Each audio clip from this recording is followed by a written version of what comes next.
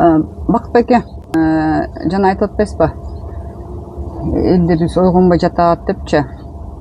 Өткөлү убакыт келип калды деп. Эми ошондо кандай кылып элдерди угутушубуз керек? Азыр негизи бүгүнкү түшүп аткан күчтүү энергиялардын таасиринде эле элдер ойгонуш керек го.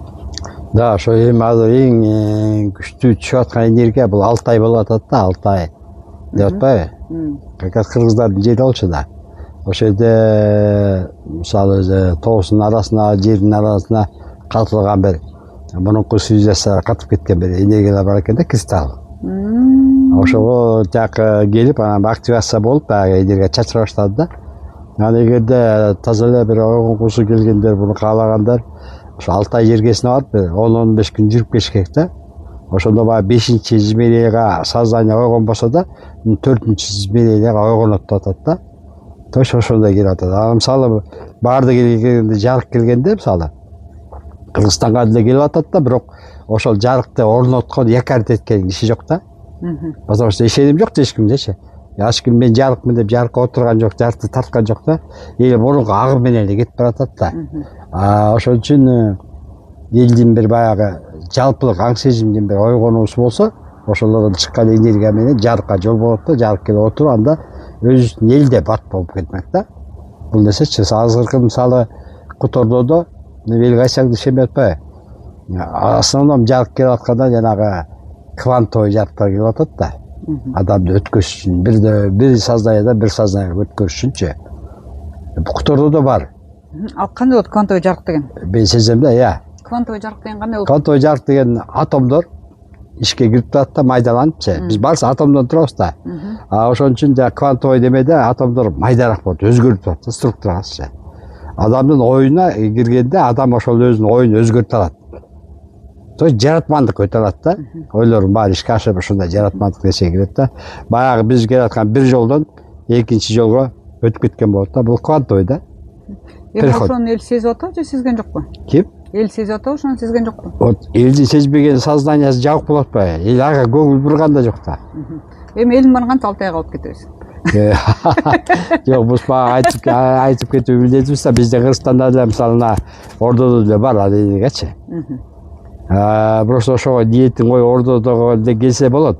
Алтайга бирок келгенде беден илим жетишпей калат. Эми Алтайда баягы ага естественный баягы жарык көп да. Ордодо деле мындай болуп атпайбы? Адамдар зависит этет да. Ордодогу адамдар келгенде баары эле көйгөй менен келип атпайбы?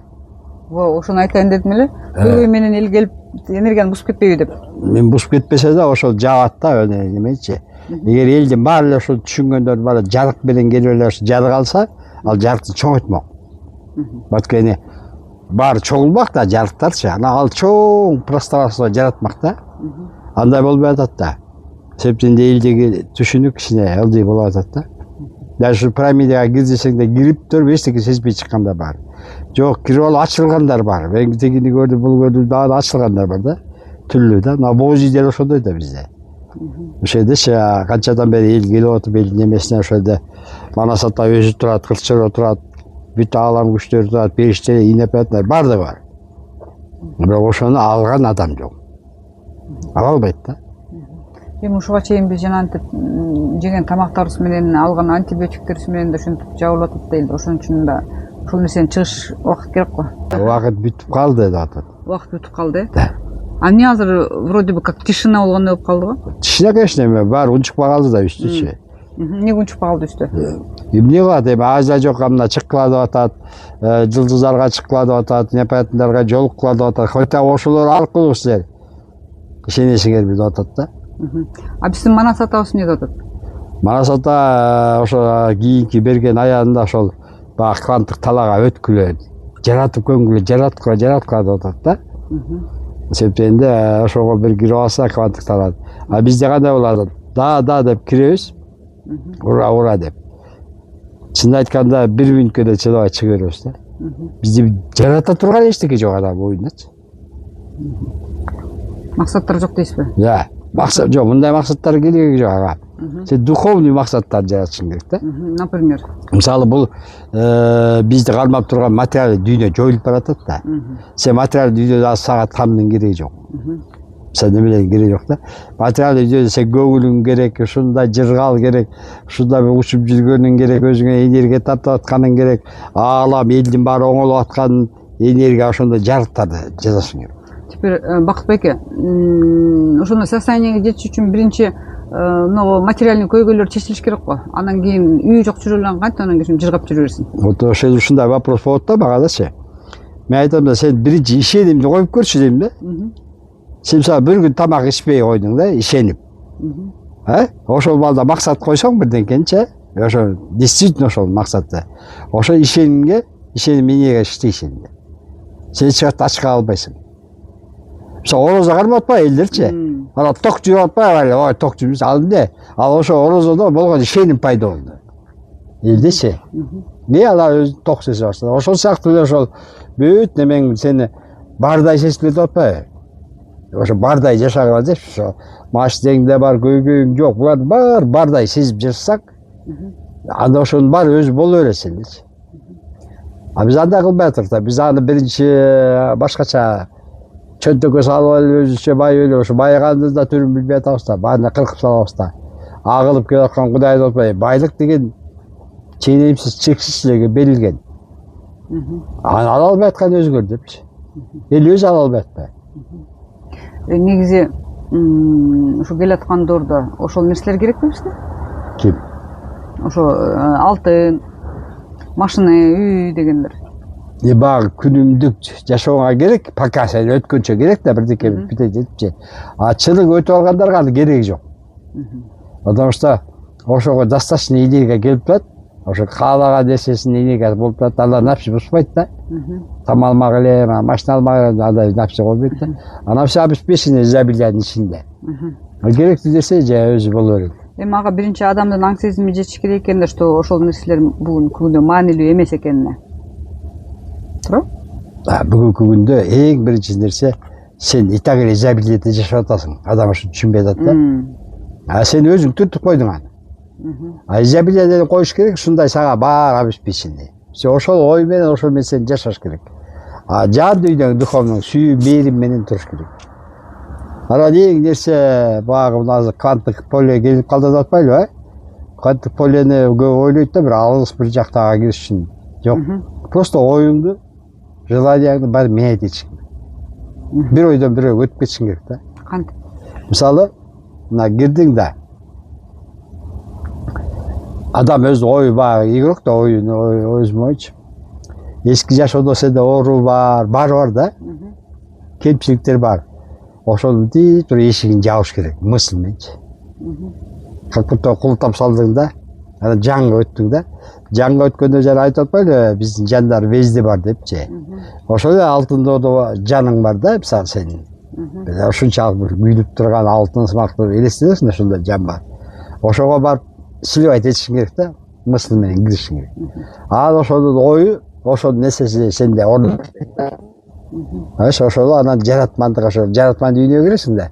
Анан баардык өзүнөн өзү сонун болуп кете берет да. Эң башкы нерсе тынч абалга кириш керек. Ушунча тынч болушуң керек да, сен өзүңдү аалам сезишиң керек, ошондо сен кванттык полеге киресиң. Бир түрү да, кванттык поледе болосуң да. Ошол балда сен өзүң элестет, каалаган нерсең өзү эле келип атат да. Сен аны баары чегдебешиң керек да, ошонун баарын алганда гүлдөп аткан заман, жыргап аткан заман, жыргал заман ошондой сыяктуу болсуң керек. Ошондой ичинде сен да барсың да. Ошону бүгүн алып поле кандай элдерге таасир берип, кандай иштеп атат ошондо? Кандай? Бүгүн ошол поле элдерге кандай таасир берип атат? Например, элдер негативде жүрсө, негативде эле жаратып атыр да. Ошо квантовый поле жарата албайт, кире албайт. Вообще кире албайбы? Кире албайт. Потому что негативди ой турган адамдын ою токтобойт. Ал постоянно бирдекелерде баягы мусор көп да. Кире албайт. А сен качан ага тынч болгонго, ушунчалык тынчтыкка келип келгенде сенде эмне пайда болот? Тынчтыкта бир мээрим, бир өзүнчө бир жыргал келет. Ушу жыргалда эчтеке жок. Ошол жыргалда сен жанагы нерсеңди калтырып турасың да, баары жерге сиңип турат да, сен жакка киресиң. Карап, анан башыңда будуң чаң болсо ал элеге менен кире албайсың. Айтып коет го жүгү оор экен деп. Ошол баары жүк да, ошол баары. Өзүң эле жаратып алган оюңан, сөзүңөн кеткен кереги жок таштанды нерселердин баары Тарны. жүк болуп калган да. Эмгептин баары эми убакыт келип калды, азыр элдер срочно эле ошол. Мен ойлойм, баары эле улуу нерсени басыш керек, өтө эле кыйын. Өтүүгө келгендечи. Өтүүгө келгенде эң биринчи сөз сен кимсиң? Сен Өзүңө бере турган суроо. Өзүңдү таандыңбы?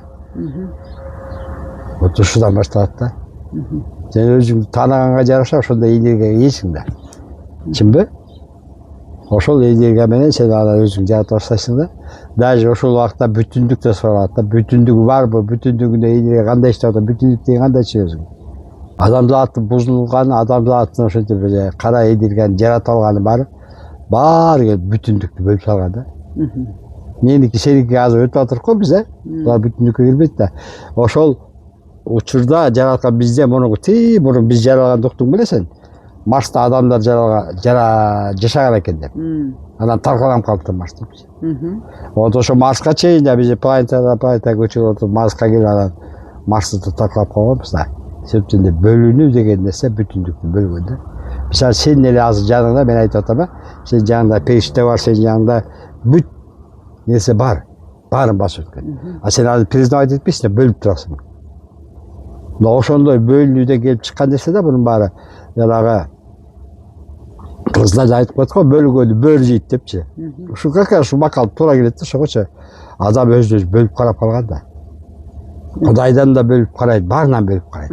А эгер сен ушунун баарын сепчикке койсоң, анда сен ушулардын баары мен бирмин деп, бир аламын, бир бүтүнмүн дегенде бүт нерсе чынжы кошуло баштайт. Барча энергиялардын баары бүтүн боло баштайт да.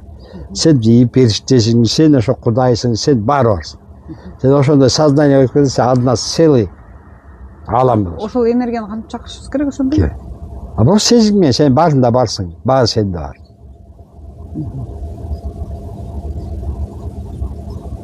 Бүт атом молекулабы, молекула баардыгы молекулада бар да, баарында сен барсың. Баары сенде бар. Голограмма. Да, ошондой сезим болуш керек да адамда. Ошондо сен барып туруп анан өзүңдүн түпкү өзөгүң ким? Кудай деп коелучу, улуу аң сезим. Ошол аң сезимге бирип кетесиң, адам сөзсүз өтө тандай адамчы. Ага чейин бөлүнүп жаралып аткан адамдар өтпөйт. Даже биз сынауга биз сен кыргызсың, сен оруссуң, сен корейсиң дегендерди өтпөйт.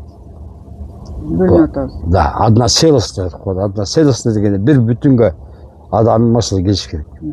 Ошондо бул жерде адам эле эмес, жандуу, жансыз жаратылыш бардыгы баары кирет. Баары бир бүтүндүккө кириш керек, Да, бүтүндүк. Мисалы азыркы кезде эл чочуп атпайбы, мисалы. Мен Кудаймын, я эсим деген сөздөрдү айткандачы, адам чочуп атпайбы? Жок, мен пендемин депчи. Бөлүнүп калып атпайбы? Жок, түпкү тегибиз, түпкү нерсебиз баары эле ошол улуу аң сезим. Это есть Бог да, Кудай да. Вот улуу аң сезимдей сен болушуң керек. Все у тебя есть. Ошол сезимге кантип келебиз? Улуу аң сезимге кантип келебиз? Вот жок дегенде мындай айтсаң да көкүрөгүң кармап алып туруп, мен бармын. Мен чексиз ааламмын. Мен чексиз сүйүүмүн. Деп ошолорду жарата баштасаң, сен ошол нерселерди база өтөсүң да. Автоматически эле сен анда бирден баары иштеп жүрбөйсүң. Но сезим оюңда болуш керек, баары бир. Сүйүүмерим ыраазычылыкты айтып туруп ошол энергияны отургузсак деле. Бул өтө эле. Андай энергия менен, например, башкаларды жаман көрүп, бөлүп карай албайсың да. Айе, карай албайсың. Бирдиктүү боласың, баары эле целостность. Целостность бүтүндүк алып келесиң да. Биз баарысы энергиябыз да. Вроде көрбөйбүз эчеге, билбейбиз да. А биз энергия бар, байланышты атом молекулаларчы. Ошон үчүн биз аларды бөлүп отуруп өзүбүздү бөлөбүз. Мисалы эң ошо планетанын башында бөлүнгөндөрдү сөз бар да. Сизге кара күч кирген эмес дейт да. Кара энергия өзүңө бөлүнгөндөн жаралгансаң дейт. Бөлүнүп алып бир топ өзүнчө бөлүндү да. Кыйын болуп баары эле таза болот. Анын балдарында селено бар да. Бар бирбиз да. Ошибка ошо бүтүндүктү билдиришкен да. Мына ошолорду баарын өтүп отуруп азыр целый алам бир Кудай деген сөздүн өзү мааниси ушундай да.